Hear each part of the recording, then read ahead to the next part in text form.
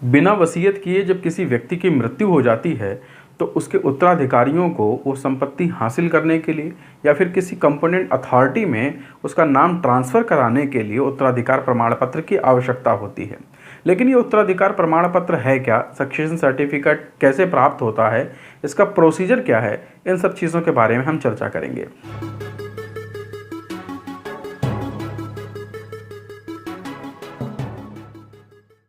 नमस्कार दोस्तों, मेरा नाम है एडवोकेट आशुतोष कुमार और आज हम बात कर रहे हैं सक्सेशन सर्टिफिकेट के बारे में। सबसे पहले तो ये जानने हमें कि सक्सेशन सर्टिफिकेट की यानी उत्तराधिकार प्रमाण पत्र की हमें ज़रूरत पड़ती कब है।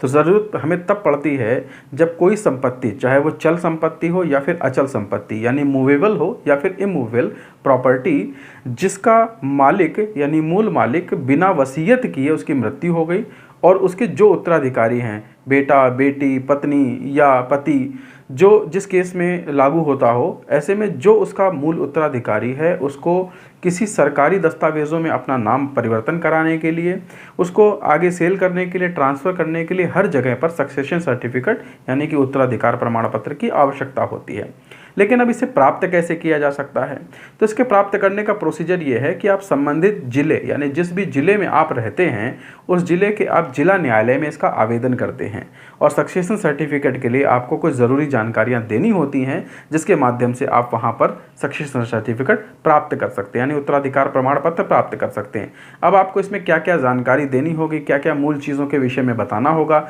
इन चीज़ों के बारे में विस्तार से समझ लें। सबसे पहले तो आप जो आवेदन करेंगे, आप क्लास 1 के उत्तराधिकारी हैं। क्लास 1 उत्तराधिकारी किसे कहते हैं? जो मूल परिवार होता है, यानी किसी व्यक्ति की जिसकी डेथ हुई है, यदि उसके बच्चे यानी बेटा, बेटी और या फिर पत्नी ने वो आवेदन किया है और पत्नी की अगर डेथ हुई है तो पति ने आवेदन किया है, ऐसे केस में क्लास 1 के जो सक्सेशन सर्टिफिकेट के उत्तराधिकारी कहलाएंगे और वो उसके लिए एप्लीकेशन कर सकते हैं। कोर्ट में इसकी नॉमिनल फीस पड़ती है, लेकिन अगर यह वाद स्वीकार हो जाता है यानी कि आपका केस स्वीकार होता है और उस पर ट्रायल होता है, क्रॉस एग्जामिनेशन होता है, एविडेंसेस होते हैं, तो उस केस के पहले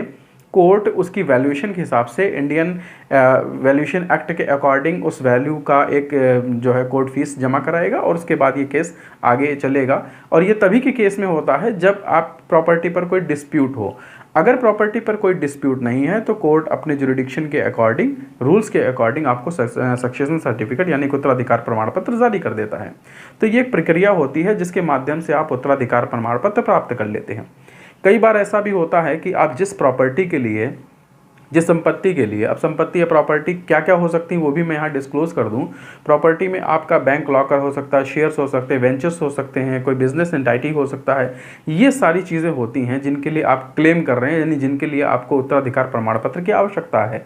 जब आप ऐसी चीज़ों का किसी आवेदन कर रहे हैं, ऐसी किसी चीज़ के लिए आवेदन कर रहे हैं जो डिस्प्यूटेड है, तो ऐसे केस में उसके जितने भी उत्तराधिकारी होंगे सभी का शपथ पत्र लगेगा, न्यायालय में इसके शपथ पत्र दाखिल करने होंगे और जानकारी देने के साथ साथ आपको ये बताना होगा कि वह जिसके नाम में वह संपत्ति रही है उसका